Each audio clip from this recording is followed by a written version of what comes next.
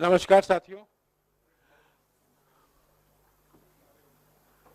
नमस्कार साथियों, अभी राहुल गांधी जी आपको संबोधित करेंगे।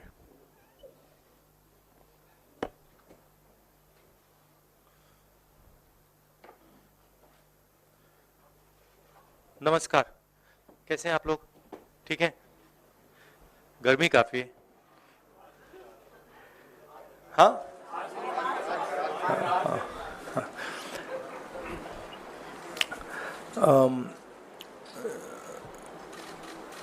भारत छोड़ो न्याय यात्रा में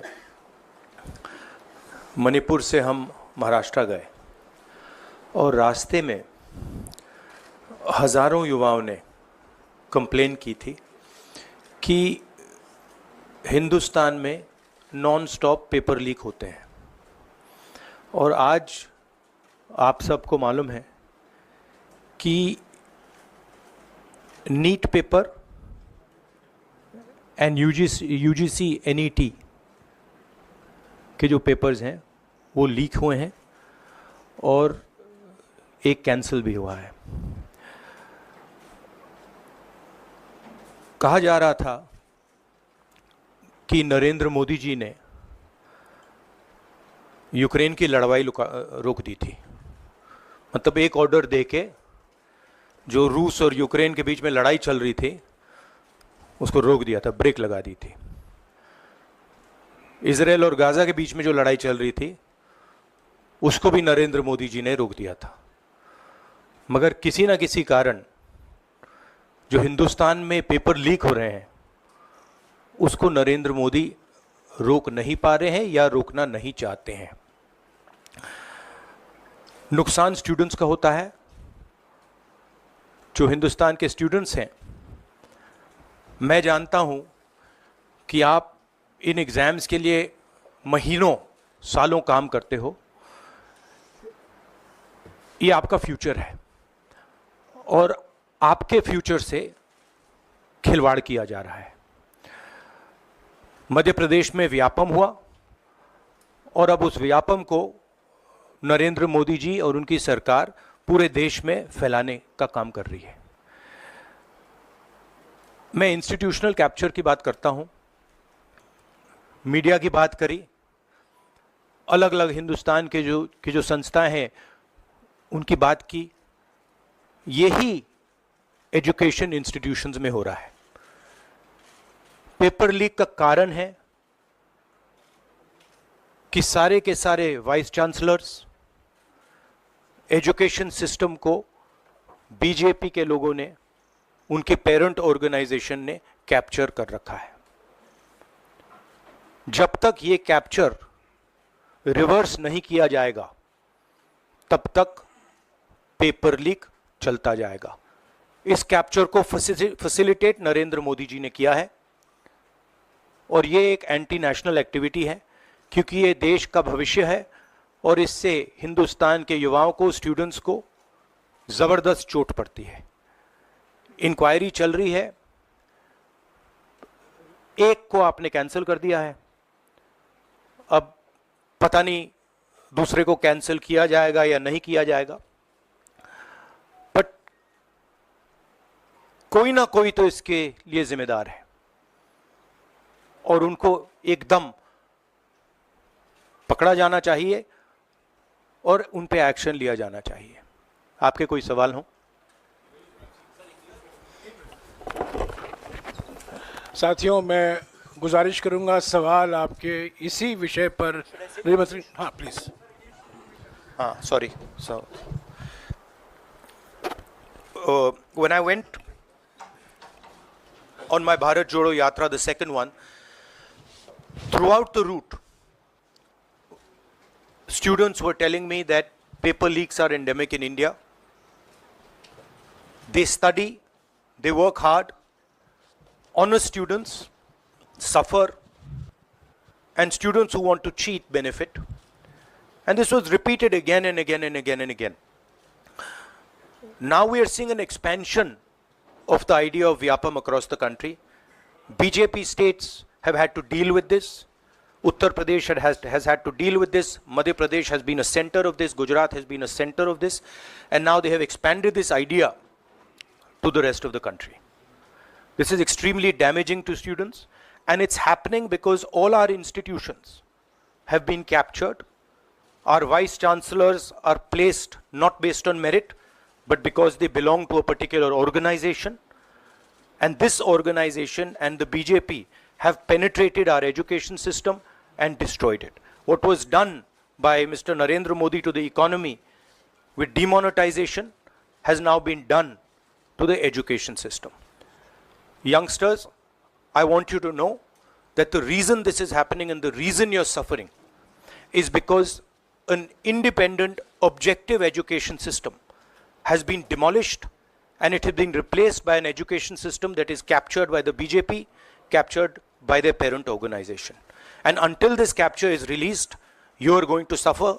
You're going to see cancellations of your exams. You're going to see paper leaks again and again and again. One paper has been cancelled. We don't know what is going to happen to NEET. But whatever happens, it should not be done in a arbitrary fashion. The rules that apply to one paper should apply to another paper. And it is very important that the people who are guilty here are brought to book and they are punished. Thank you.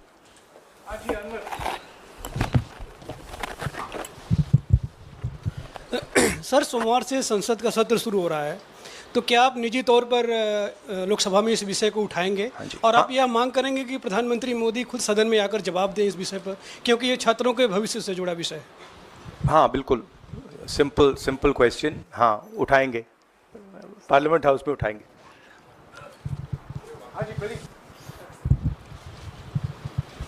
Thank you sir. Rahul ji मैं इधर हूँ. सवाल ये है कि जो education system इस वक्त है और जिस तरीके से जो पेपर लीक हुए, जिसका आरोप भी आपने लगाया और जो सामने भी आया है, रद्द भी हुआ है कल परीक्षा, लेकिन सबसे बड़ा सवाल ये है कि बदलाव क्या होने चाहिए, वो बदलाव जो इससे परीक्षा लीक रुके, वो क्या आपके पास फार्मूला? हमारे मैनिफेस्टो में हमने लिखा था, देखिए 2-3 चीज़ें हैं. सबसे पहले जो शिक्षा का सिस्टम है उसको एक संगठन ने कैप्चर कर रखा है. अपने लोगों को हर पोस्ट पे यही डालते हैं. वाइस चांसलर्स की लिस्ट निकाल लीजिए, पता लग जाएगा. तो इसको रिवर्स करना होगा. दूसरी बात, मैनिफेस्टो में हमने साफ कहा कि पेपर लीक होने के बाद कार्रवाई करना एक बात है, बहुत जरूरी है और स्ट्रिक्ट से स्ट्रिक्ट कार्रवाई होनी चाहिए.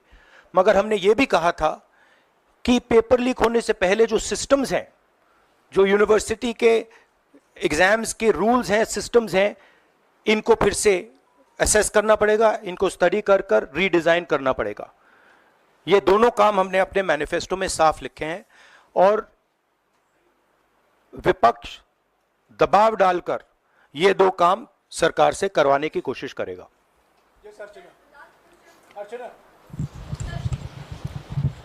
Rahul, do you think so? This is a education emergency, and till now, what is the stand? Government ने जितना भी stand लिया, do you satisfied with that stand? See, there is a huge pressure on our students, and the pressure comes from a number of directions. The first direction is the large-scale unemployment that is there in the country.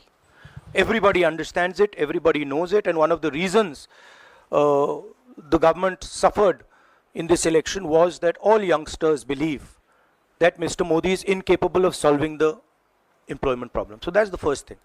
Second thing is, there's huge pressure because of this, and there are very few avenues for students in all areas, right?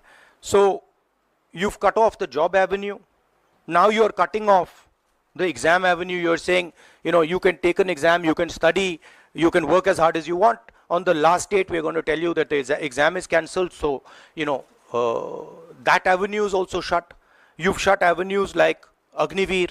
You've shut avenues like the public sector. So the youth of India have nowhere to go.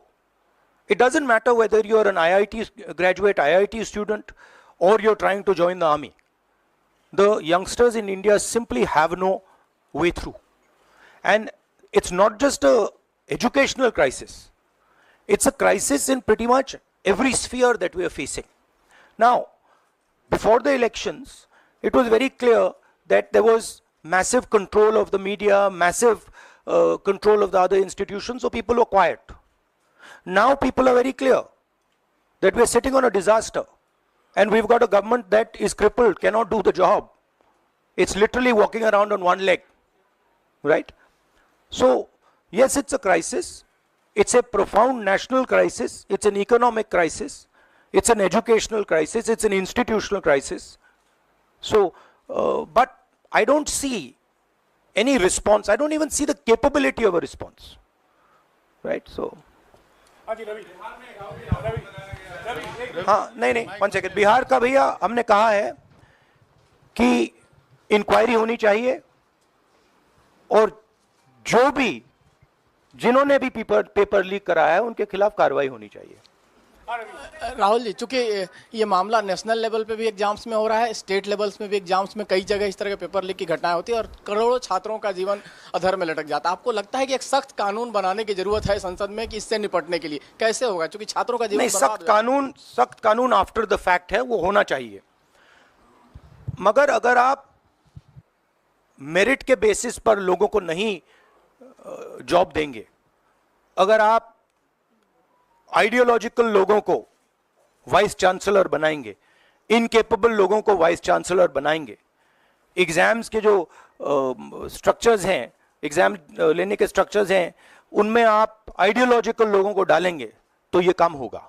ये इसका सबसे बड़ा कारण BJP and its parent organisation ने जो capture किया है, ये है. और अगर आप कल्प्रिट ढूंढना चाहते हैं तो मैं आपको बताता हूं, जिन लोगों ने हिंदुस्तान के इंस्टीट्यूशंस को डिस्ट्रॉय किया है, जो पहले ऑब्जेक्टिव हुआ करते थे, इम्पार्शल हुआ करते थे, वो आज इम्पार्शल नहीं है, ऑब्जेक्टिव नहीं है, आइडियोलॉजिकल बना दिए गए हैं, और मीडियोकर लोगों को इन इंस्टीट्यूशंस में बैठा दिया गया है. इसका मेन कारण यह है, और इसका आप एपिसेंटर देखिए. पूरा देश जानता है, युवाओं आप सब जानते हो कि इसका पहले एपिसेंटर मध्य प्रदेश हुआ करता था. वहां पे 40-50 लोगों की हत्या हुई थी, ये तब शुरू हुआ था. आप जानते हो कि गुजरात में, उत्तर प्रदेश में और मध्य प्रदेश में इन चीजों का एपिसेंटर है. और आप ये भी जानते हो कि बीजेपी के लोग कहते हैं कि हमारी लेबोरेटरी मध्य प्रदेश और गुजरात है. तो लेबोरेटरी से यह काम शुरू हुआ है, और अब यह काम देश में फैल रहा है, और आपका इससे नुकसान हो रहा है.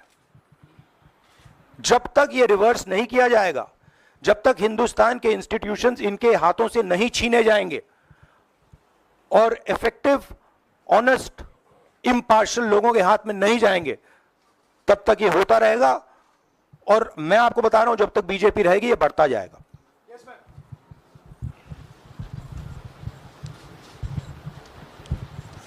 सर, एनटीए के अंदर सारे एग्ज़ाम्स आने लग गए हैं, नीट भी, नेट भी, और इवन कॉलेज एडमिशन्स भी उसी पे हो रहे हैं. तो आपको लग रहा है ट्रांसपेरेंसी कहीं ना कहीं वहीं ख़त्म हो जा रही है, क्योंकि वो एक एजेंसी जो है वही सारा कंडक्ट करा रही है.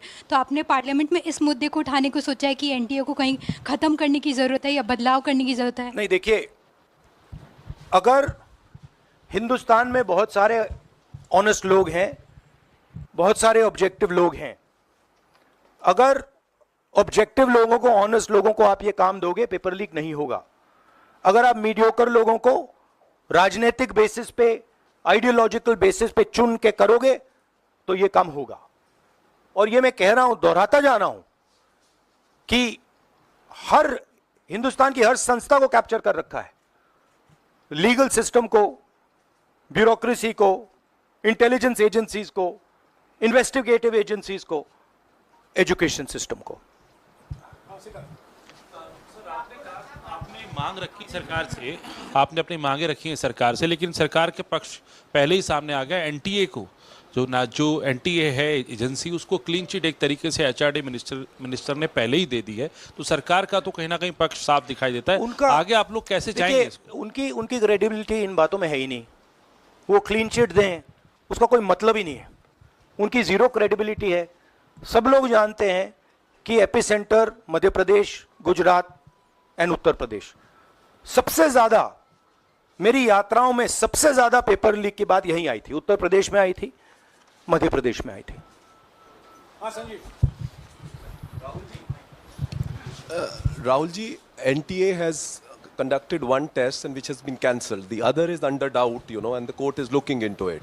Would you say that the agency like NTA is incapable of conducting such examinations, because two main examinations, and I want it to be disbanded or something? No, I would say that if you let people who know how to run these things and you promote people based on merit, there are multiple ways in which you can do exams successfully. If on the other hand, you are constantly posting people who are mediocre, who do not have the skills to do these jobs, and you're posting them simply because they come from your same ideology, no system is going to work. You can change whatever system you want. If the people who are being put into that system are mediocre and being put in for the wrong reasons, it is never going to work. Sir, Last question. Sir, NEET, specifically on NEET examination, there is of course an investigation that is going on, but the scheduled counselling session is not been delayed. It is going to happen as per schedule. So do you think that this is a mere eyewash when it comes to the investigation, saying that investigation bhi ho rahi hai, but then they are not delaying the Look, they can eyewash whatever they want, but they are going to get such pressure from the opposition that they're going to think twice about whatever they're doing. Because we are not going to allow this type of activity to be done as far as our students are concerned. Our students sit there, they work, they spend months, they dream about these exams for years, they spend huge amount of money. So the opposition is simply not going to allow any of this eyewash that is taking place. We will make sure that we put so much pressure on them that this issue is resolved. Okay, Janendra, last question. Sir, Janendra, jaldi. तो राहुल जी, एक बड़ा दिलचस्प इस मामले में देखने को मिला है। तो इसी विषय पर इस मामले में एक अजीब स्थिति है कि जो आरोपी हैं पटना में, वो स्वीकार कर रहे हैं कि उनको पेपर पहले मिल गया था, यानी सीधे सीधे पेपर लीक का केस है, और सरकार की तरफ से पहले तो क्लीन चिट दे दी गई, पेपर लीक से इनकार कर दिया गया, और अब बिल्कुल रेडियो साइलेंस है। नेट कैंसिल हो गया, नीट पर अभी भी स्थिति साफ नहीं है। तो ये जो स्थिति है, आरोपी कह रहे हैं पेपर लीक हुआ, मंत्री कह रहे हैं नहीं हुआ, इस पर आप क्या सोचते हैं? और क्या नो कॉन्फिडेंस मोशन पार्लियामेंट में आप लोग लाने की कोशिश करेंगे? Silence is because Prime Minister is crippled. Right now, Prime Minister's main agenda is the Speaker. So he's not bothered about NEET, he's not bothered about all these things. He's bothered about कि भैया मेरी सरकार निकल जाए यहाँ से और मेरा स्पीकर बन जाए. Right? That is where he is right now. That's where his mind is. Right? So, essentially the main thing is that we have a government now, right, and a Prime Minister now, who will find it very difficult to function. The Prime Minister, if I might say so, is psychologically broken. He has collapsed, psychologically collapsed. And he will struggle, knowing his personality, he will struggle to run a government like this. Because his entire sense of running a government, the idea of running a government, Mr. Modi's idea is to generate fear in people, to frighten people, to make people not speak. You're aware of that. Now what has happened is people are not scared of him. And you saw the other day, I think somebody in Varanasi itself threw a chappal on his car. Right? So it's very clear. The basic concept of Modi has been destroyed in this election. If we were faced with if right now you had a Vajpayee ji or a Manmohan Singh ji, they might be able to survive what they are faced with. Because there is humility, there is conciliation, there is respect. But Narendra Modi does not believe in any of these things. Narendra Modi believes my way or the highway. And now suddenly is found that earlier there were Congress people who were not scared of him. Now nobody in the country is scared of him. Right? So psychologically it's almost a fatal blow for the Prime Minister, and he's going to really struggle. And of course now we have a stronger opposition. So it's going to be interesting and quite a lot of fun. Thank you. देखिए क्या हुआ, आपने जो नरेंद्र मोदी जी की का जो concept था और वो गुजरात में शुरू हुआ था, गुजरात से वो गुजरात मॉडल फिर वो नेशनल लेवल पे लाए। कॉन्सेप्ट क्या था? कॉन्सेप्ट था मार्केटिंग, हजारों करोड़ रुपए की मार्केटिंग और डर, एजेंसी का डर, मीडिया का डर, सरकार का डर। अब हुआ क्या? अब देश में कोई उनसे डरता ही नहीं है। मतलब एक तरीके से रिडिक्यूल करते हैं।